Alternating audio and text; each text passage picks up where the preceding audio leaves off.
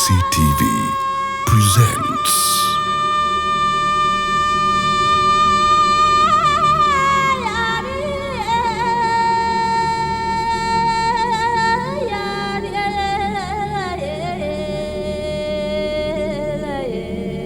They've come thousands of miles on trucks, and many of the pilgrims from inner Tibet on foot.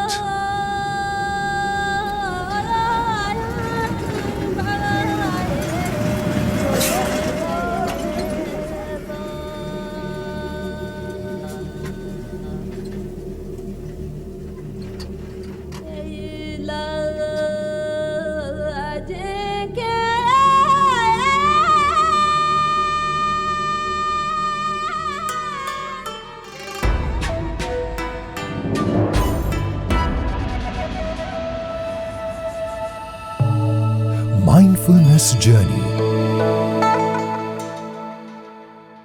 Hello everyone, I am Archana Gedam, host of the Mindful Journey. This program is made specially for the monastics around the world sharing their unique journey with us, their spiritual and mindful experience with all of us. Today we have Venerable Tenzing Chophel Rinpoche. He is a Tibetan Buddhist monk. He migrated from Tibet to India as a refugee at the age of 10. He came with his brother. It was a 3-month barefoot journey. One can imagine how hard it must be at an early age. He lived in a monastery in South India where he completed his Tibetan education and moved to Singapore to take care of the center. From Singapore, he came to the United States. Currently, he is taking care of the land of the Compassion Buddha Center and also acquiring his master's in Divinity Buddhist Studies at the University of the West. Venerable, welcome to the show. It's an honor to be with you here today.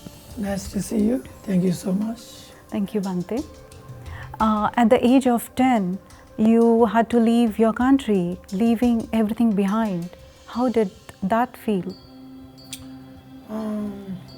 Actually, on the time when I was very young, I was 10 years old.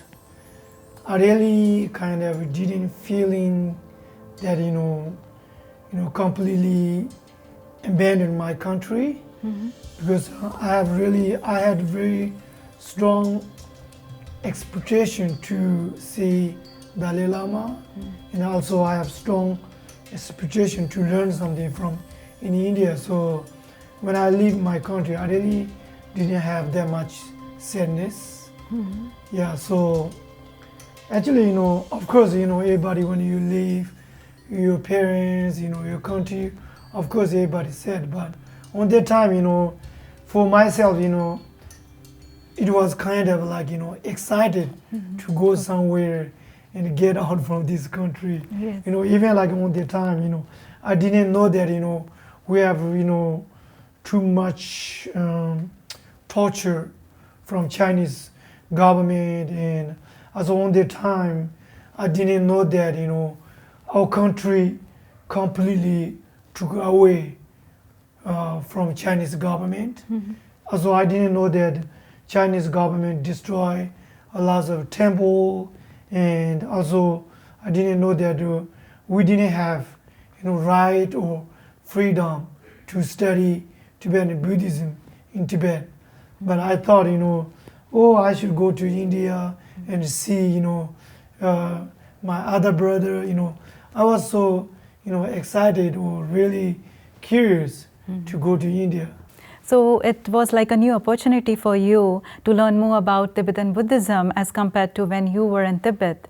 Yeah, actually, it's true, so if I was in Tibet on the time, if I didn't go to India, I'm sure that, I didn't get that much opportunity to study Tibetan Buddhism.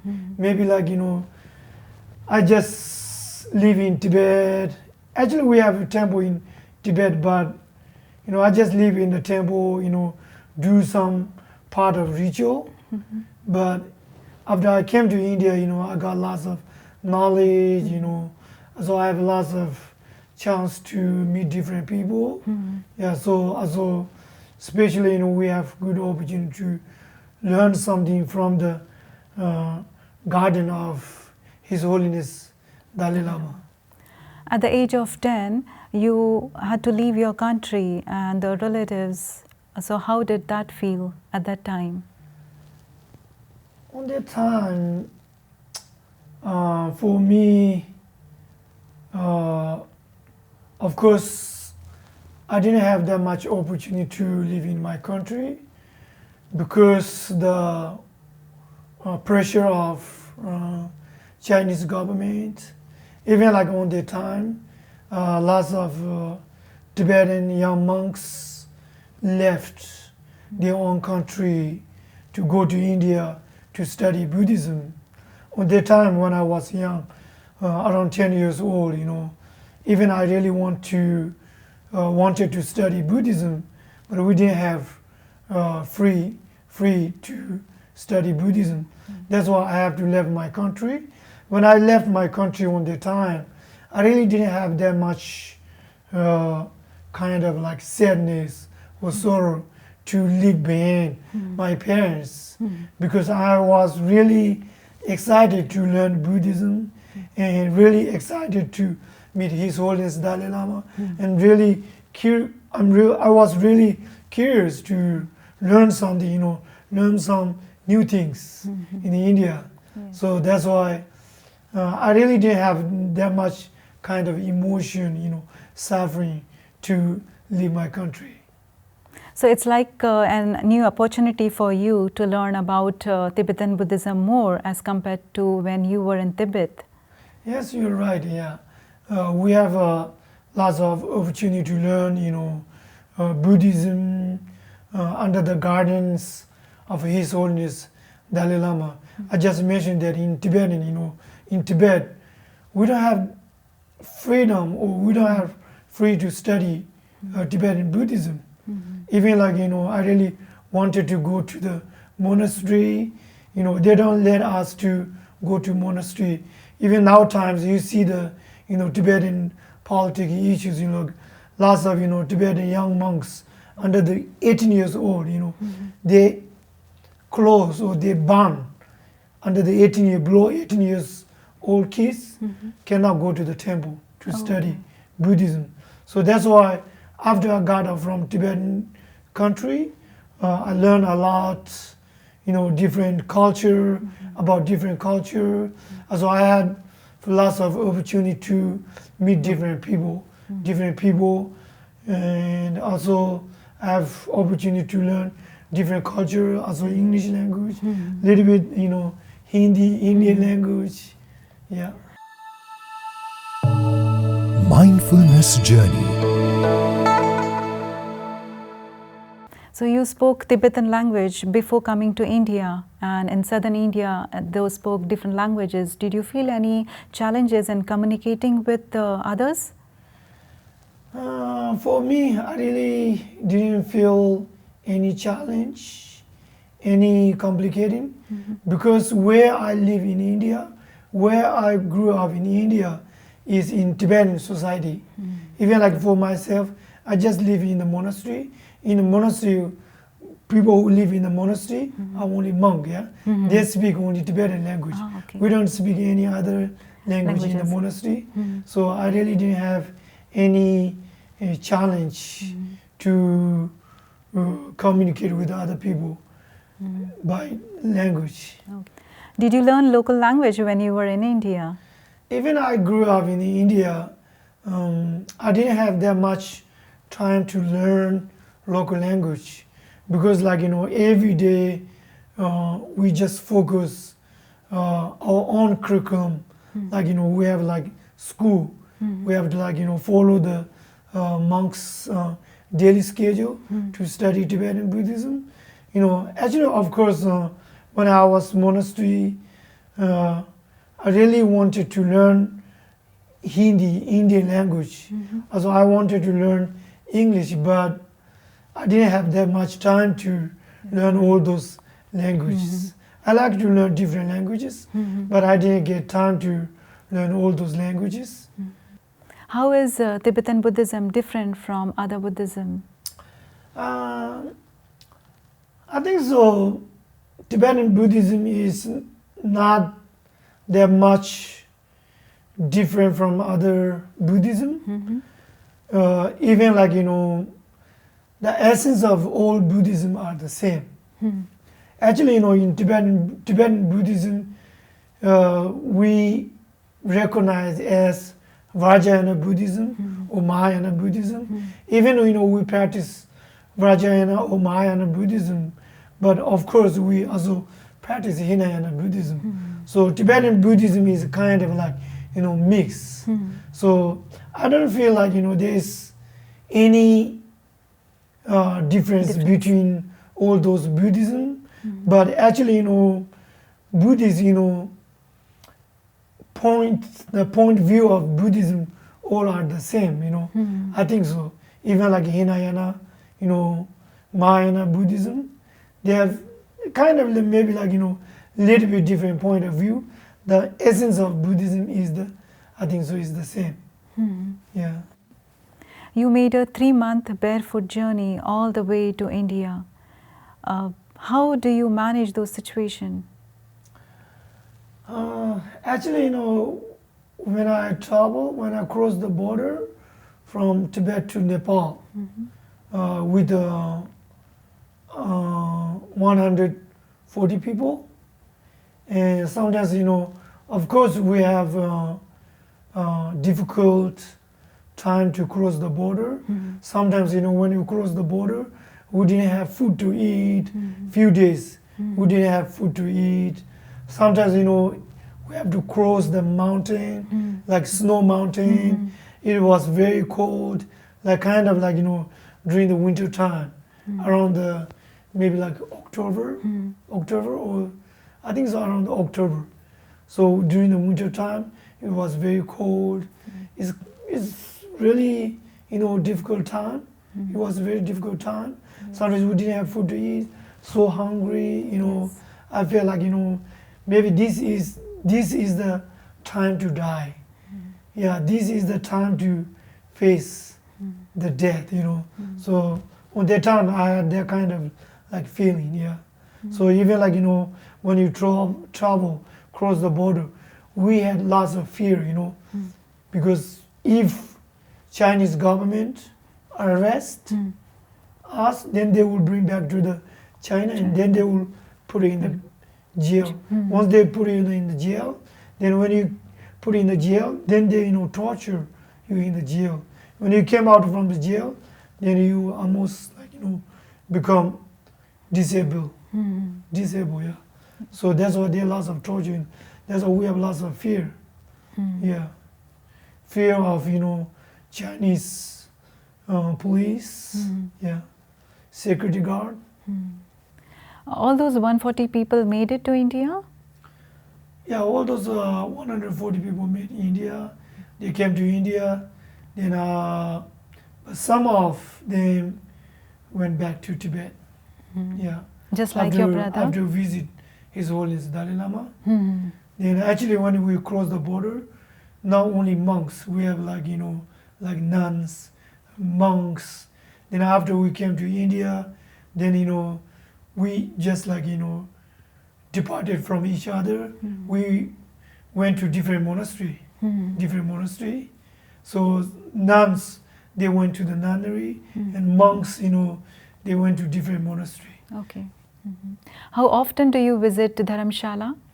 When I was in India, maybe like,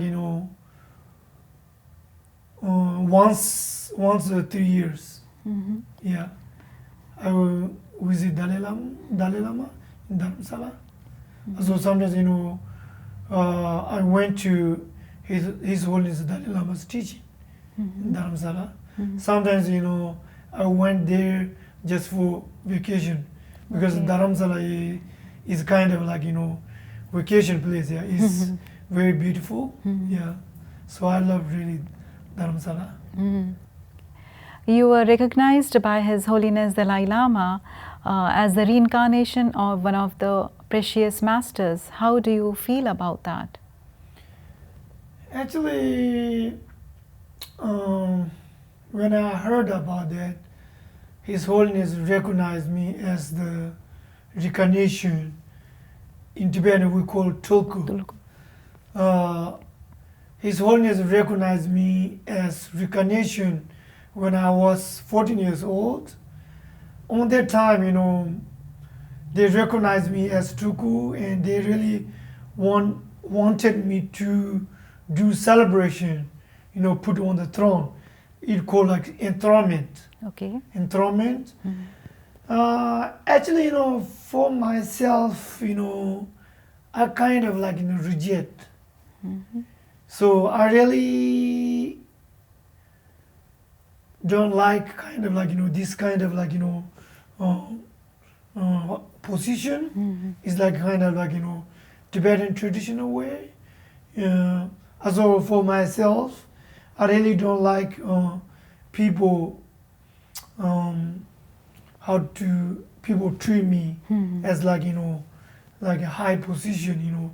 I feel like kind of like that is a kind of different way, But anyway, then finally, I have no choice.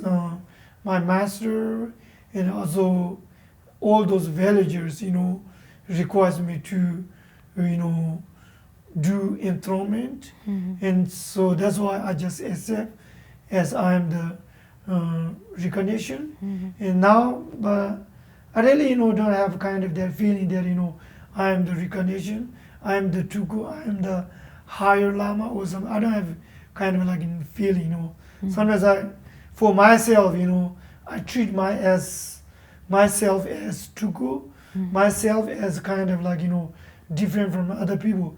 I feel like, it's kind of like fear, It's Similar like to all. I feel like it's not that good. Yeah. Mindfulness Journey. Do you visited Nepal, or it was just traveling from one place to another? No, Nepal is the first time, of course, when you cross the border from Tibet to when we cross the border from Tibet to Nepal, when you reach Nepal, we stay in Nepal maybe like 1.5 months. We stay in Nepal. Then after that, we got Indian refugee visa. We went to India. Then after a few years, then I went to Nepal again. Okay. Yeah. So I think I've been in Nepal for a few times. Oh, that's nice. Yeah. Was there anyone in India who knew before and can take care of you at the monastery? Yeah, actually in a monastery, of course, my master and also my brother. So even like, in Tibetan monastery, we have lots of children, like young monk. Even like, some monks are like 3 years old, some monks are 5 years old. So when you got in monastery, admitted in monastery, yeah? So we don't have to worry about the, how to say, worry about to survive. Like all those senior monks, masters, take care of all those young monks as their child. So we don't have any problem, to survive or to live in a monastery. Yeah, they all take care of us. Okay, Yeah. nice. You visited so many countries. Did it impacted your personal and spiritual life? Of course, when I visit or travel different country to teach Dharma, it's really effective. It's really beneficial for me to change myself, and also it's really gives me lots of opportunity to remind myself who am I, what I'm doing. So also it's really helped me to remind I am as the teacher. Also I have opportunity to give Dharma teaching, as well as I have to train myself in order to train other people, in order to give Dharma teaching to other people. So it's really helpful, it's really beneficial for me to remind, to judge myself, to understand myself in order to help other people to understand themselves, in order to teach something for them. How long were you in Singapore? Actually, I travel Singapore, Malaysia. We have one temple in Singapore. So we have 2 temples in Malaysia. Also, I travel Costa Rica. We have temple in Costa Rica. So each time, when I travel to Singapore, I stay there almost 1 month. Okay. 1 month in Singapore, 1 month in Malaysia, 1 month in Costa Rica. Sometimes I travel to Canada, so we have 2 temples in Canada. Ah. Yeah, but right now we have a residential teacher in the Canada temple. Do you see any difference in practicing Tibetan Buddhism if we change the country like Singapore and Malaysia? Is there any difference in practicing the Tibetan Buddhism when it comes to lay disciples? I think so. I didn't see any different, but lay disciples who follow Tibetan Buddhism, then also lay disciples who practice Tibetan Buddhism in America, I feel like it's a little bit different, People who practice Tibetan Buddhism in Singapore, Malaysia, they are really enthusiastic, or they are really diligent to study Tibetan Buddhism, So when I travel to Singapore, even they are really busy to work, maybe like 8 hours, 10 hours. They work after they work, finish work, they come to my class, they, do a lot of retreat, also they practice ritual. They're really, diligent students. In the USA, sometimes, people, of course, I know that, USA is very busy country, but people, they have too much excuse, So I'm busy, sometimes, they come to class, like once a week. In Singapore, Malaysia, even like they work, during the week, they come to class after work. Yeah, so it's a little bit different, yeah? Right. Yeah, they're really diligent. Yes, okay. What did you learn from this travel about spreading Dhamma when you started from Tibet and visited so many countries and taught so much of practicing Buddhism? So what would you say that what you learned, the zest of Buddhism? So, actually, of course, for myself, I study Buddhism more than 20 years, maybe like, minimum is like 23 years. Actually, in Tibetan monastery.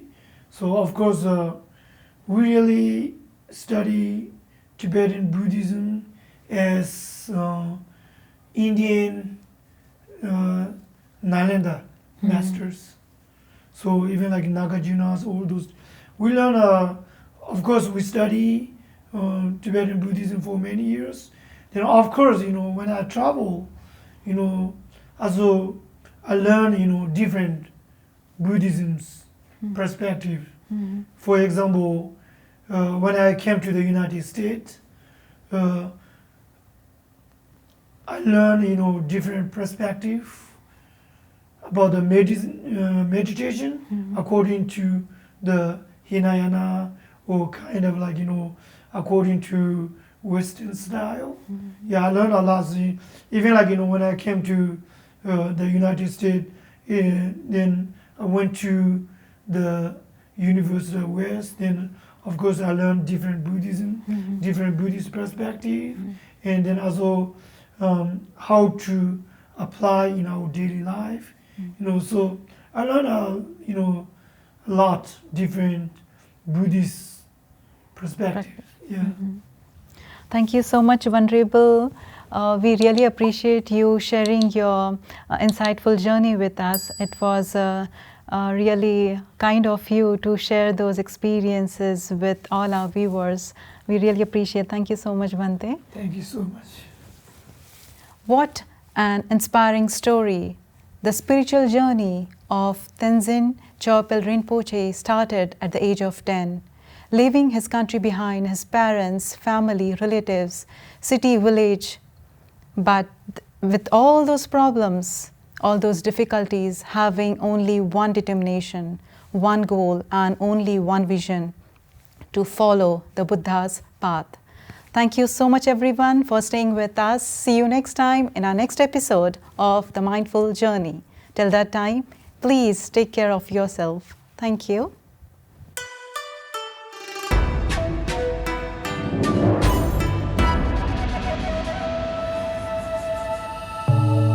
Mindfulness Journey.